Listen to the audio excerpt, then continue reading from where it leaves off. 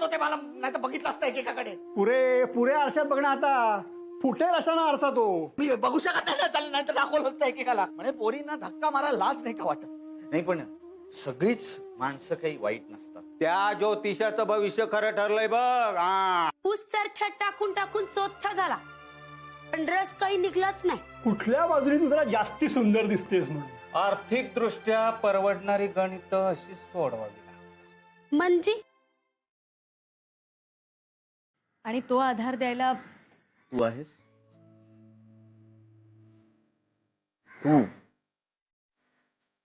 तू देशील मला आधार? मागे मी तुला हाच प्रश्न विचारलेला, त्याचं उत्तर तू अजूनही दिलेलं नाही. सुदर्शन, खरंच मी आत्ताच तुला या गोष्टीचं उत्तर नाही रे देऊ शकत. पण ताई आहेत ना, अरे त्या तुला देतील ना आधार. त्या तुला नक्की काहीतरी मार्ग दाखवतील यातून. आणि त्यांचा आधार हा तुझ्यासाठी जास्त मोठा आणि महत्वाचा आहे. ते असेलच.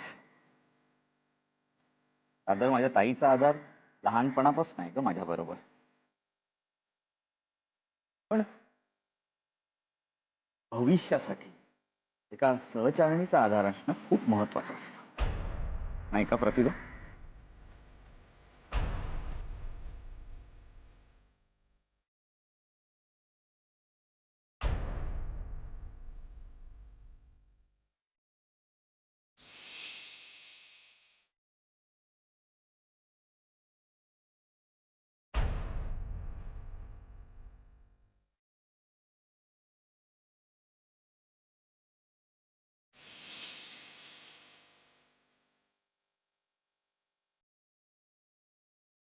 पुन्हा तेच, तू एक आंधळा आहेस. सुदर्शन प्लीज प्लीज, आता मला खरंच नाही ऐकवते. सारखं सारखं काय आंधळ आंधळ म्हणून घेतो स्वतःला. अरे अशी किती डोळस माणसं असतात जे आंधळ्यासारखी वागतात. पण एखाद्याच्या आयुष्यात जर काही अपघात घडला, त्याच्यात त्याचे हातपाय त्याला गमवावे लागले, डोळे गमवावे लागले, तर त्यांनी काय स्वतःला असंच कोसत राहायचं का आयुष्यभर? आणि जन्मताच व्यंग असलेल्या माणसाने सुद्धा हेच तोंड मजबूत राहायचं.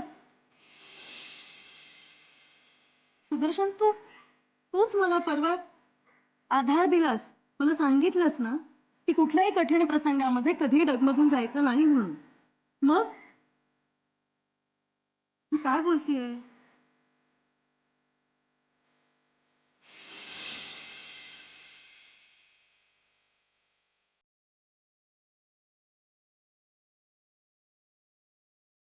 प्रतिभा, तू माझ्या प्रश्नाचं उत्तर द्यायचं टाळतेस.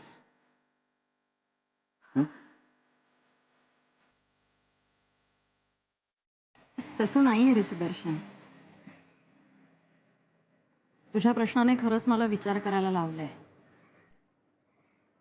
पण काही प्रश्न असे असतात ना की त्याची उत्तरं लगेच नाही रे सोडवता येत. मला बाबांना आधी विश्वासात घ्यावं लागेल. त्यांचा निर्णय झाला की मग मी माझा निर्णय घेऊ शकते. अच्छा, म्हणजे तुला स्वतःचं काही मत नाहीये? चुकतोय सा सुदर्शन. आपली एक कुटुंब प्रधान संस्कृती आहे, त्याची चौकट नाही ना मी मोडू शकत. अरे ज्या वडिलांनी मला लहानाचं मोठं केलंय, मला वाढवलंय, त्यांच्या सुद्धा माझ्याकडनं काहीतरी अपेक्षा असतीलच की नाही? हा, दुर्दैवाने मला आई नाहीये. नाहीतर एका आईच्या सुद्धा आपल्या मुलीच्या लग्नाबद्दलच्या खूप अपेक्षा असतात, खूप सारी स्वप्न असतात. त्यामुळे त्यांना मला विचारात घ्यावं लागेल. ठीक आहे, एक काम कर, तू त्यांना विचार. तुझ्या त्या सोकॉल कुटुंब संस्थेमध्ये जा परत. त्याला म्हणे कुटुंब आणि कसलं काय. नाही, आम्हाला आमचे आई वडील आठवत नाहीयेत ना. बरोबर आहे, तुम्ही असंच बोलणार आता, कुटुंब प्रधान. जा ना, त्यांना विचार. करू का या मुलाशी लग्न?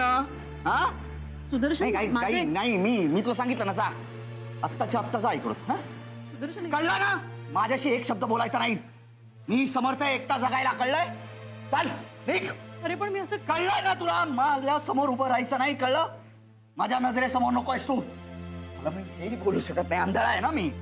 हा, जा वडिलांना विचार, करू का या आंधळ्याशी लग्न? जा जा म्हटलं ना, जा.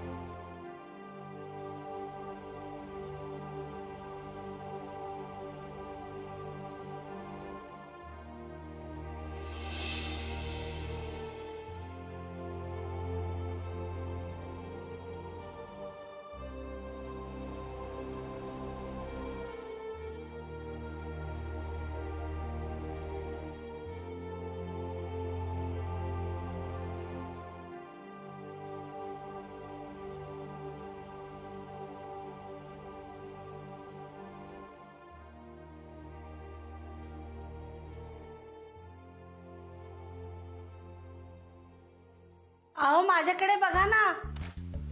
आता माझं काय वय आहे काय तुझ्याकडे बघत बसायचं. आणि तसंही तुझ्याकडे बघितलं की मला असं वाटतं. काय वाटतं? हो सांगा ना काय वाटतं? तुझ्याकडे बघितलं ना की मला असं वाटतं की या चेहऱ्यासाठी आपण केवढी मोठी किंमत मोजली आहे.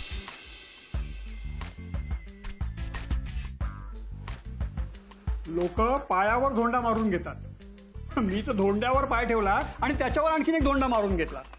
म्हणा काय वाटेल ते म्हणा. धोंडा म्हणा, दगड म्हणा, काही म्हणा, पण इतके वर्ष संसार केलाच ना. केला कसला झाला. जेव्हा तू ताडलंस तेव्हा मीच माघार घेऊन तुटण्यापासून वाचवलं.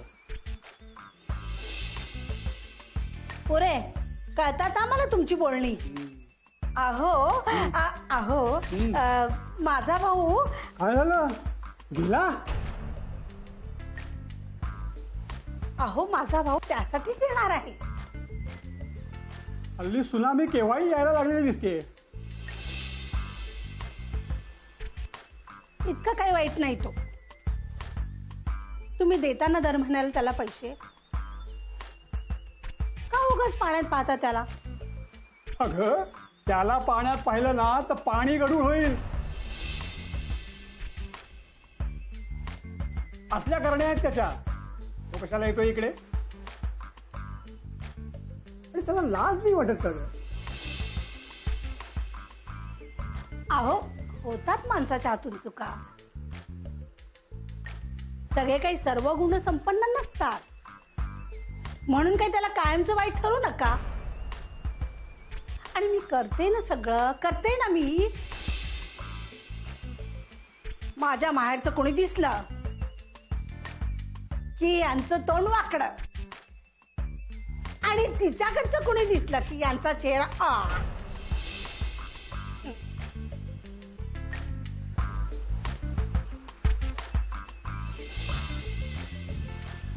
प्रश्न तो नाहीये. प्रश्न तो नाहीये. पण तो मनुष्य तुझा भाऊ ग. माझा भाऊ विलास नाव अगदी सार्थ करतोय. मग आहेस तू गुणी. कठीण आहे रे बाबा. हे बघ तो मनुष्य काय म्हणजे तुझा भाऊ मला बिलकुल पसंत नाही. आणि म्हणून तो माझ्या डोळ्यासमोर नको. म्हणून तुझ्या आग्रहा खातर आपल्या दोन्ही मुलींना त्याच्याबरोबर पाठवलं का नाही मी. महिन्याला घसघशीत अमाऊंट देऊन. अहो अमाऊंट वरून आठवलं. अहो माझा भाऊ त्यासाठीच येणार आहे. म्हणजे अहो ते त्याला ना 10 लाख रुपये हवेत. 10 लाख. अरे त्याला मी काय अंबानी बिंबानी वाटलो की काय. म्हणजे कुठल्या झाडाचं पान घ्या 10 लाख रुपये. पण 10 लाख रुपये हवेत कशाला त्याला.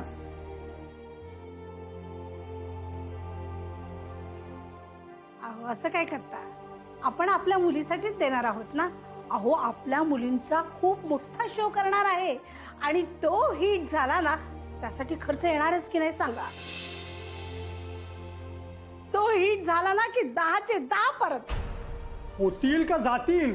नाही म्हणजे 10 लाखाचे 10,000 तर नाही ना होणार. शुभ बोल रे नाऱ्या. अहो 10 लाखाचे 10 लाख परत मिळतील.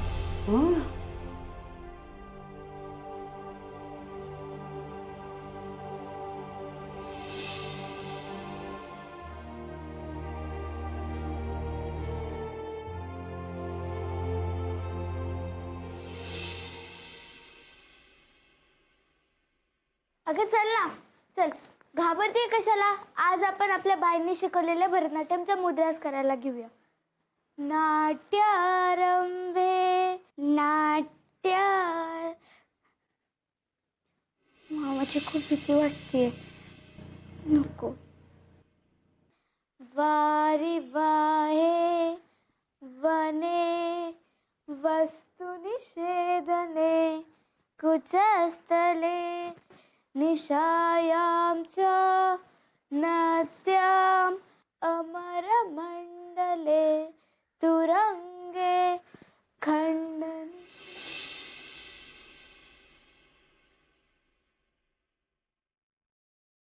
अगं काय झालं? कसला विचार करतेय? अगं आत्ता मामा येईल आणि आल्या आल्या त्यांनी जर आपल्याला लावण्याऐवजी भरतनाट्यम करताना बघितलं ना तर त्याचं डोकंच आउट होईल.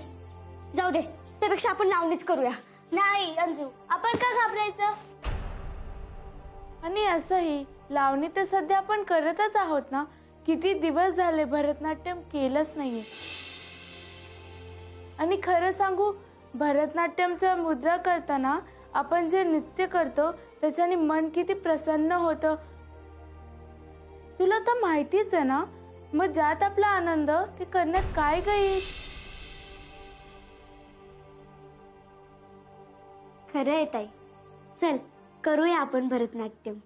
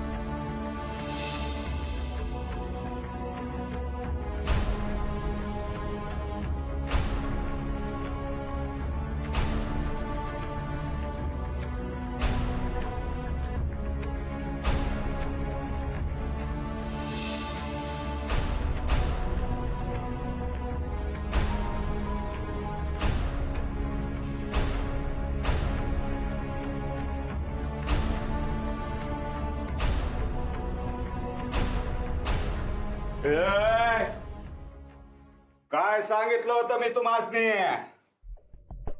बस झालं अनाथ, बस झालं या नाचाचं शिक्षण. आता फक्त लावणी, अदा आणि मुद्रा या गोष्टी शिकायच्या, समजलं? पण बाबांनी आम्हाला तुझ्याकडे पाठवलं ते या कलेचं शिक्षण घ्यायलाच ना. मग हा, आता ते मला पण माहिती आहे, पण ते शिक्षण घेण्यासाठी, त्याची मास्टरी मिळवण्यासाठी 10-12 वर्ष लागतील. आता तुझे बाबा जे पैसे पाठवतात ना, त्यात माझा, तुझा, तुझ्या डान्सचा फीचा खर्च पण भागणार नाही. हा,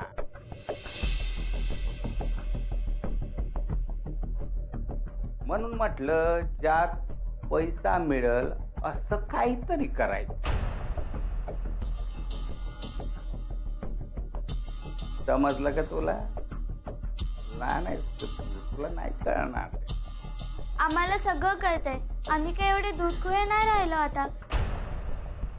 आणि तसंही बाबांनी आम्हाला तुझ्याकडे ठेवलंय ते या कलेचं शिक्षण घ्यायलाच ना. मग काय पीर पीर लावलीस का तू? भरतनाट्यम भरतनाट्यम. आता मी काय सांगतो ते ऐकायचा. अगं तुझ्या आईनं मी तुमच्यासाठी काय ठरवलंय तुम्हाला माहिती आहे का? म्हणजे तुम्ही लहान आहेत अजून. अगं मी अक्काशी बोललोय. अक्काला म्हटलं तू तुझ्या पोरीची बिलकुल काळजी करू नकोस. अगं तू माझ्यावर जबाबदारी सोपवली ना, मग निर्धास्त राहायचं.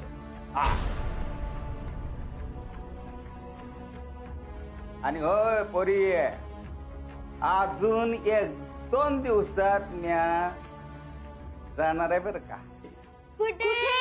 आईकडे. मग आम्ही पण येणार.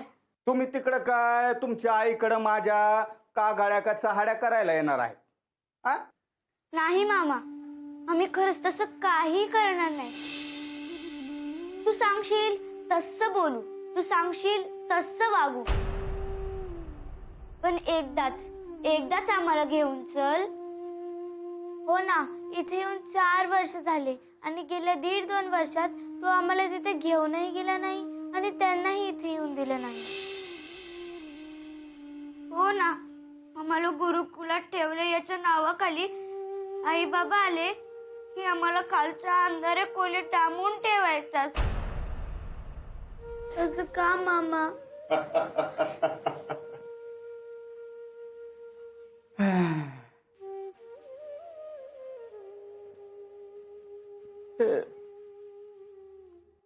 असंच असतं बेटा, असंच असतंय.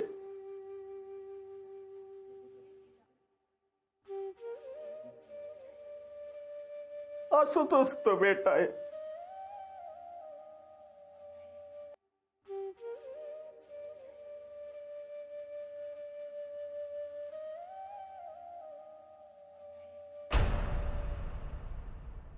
आज एकदम मस्त मूड मध्ये दिसतोयस. हा, खूप खुश दिसतोयस तू ना. असाच राहत जा, खूप छान वाटतो बघ. अरे असं प्रत्येक वेळेस नाही होत. तसं मला कळलंय तुझं खुशीचं कारण. त्या दिवशी त्या प्रेमी युगुलाला चुकून माझा धक्का लागला आणि मग मारामारी ते सगळं. बाबा, मला तुमच्या पूर्वायुष्यात कधीच डोकवायचं नाहीये आणि मी कधी डोकावणारही नाही. तुमचं प्रेम मला मिळालं ना, यातच सगळं आहे.